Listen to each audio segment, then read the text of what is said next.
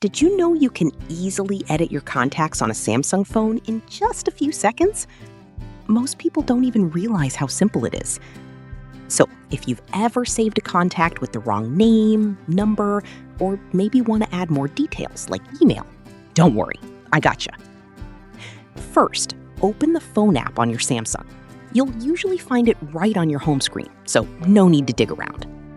Next, go to the Contacts section. From there, just scroll or search for the contact you want to edit.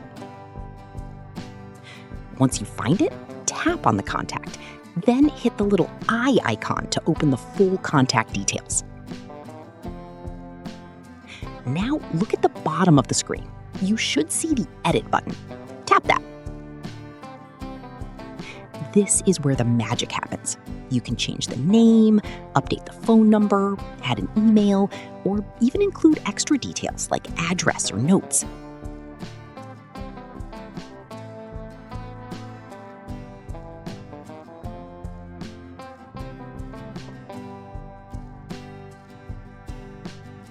When you're done, just tap Save, and boom, you're all set. Super easy, right?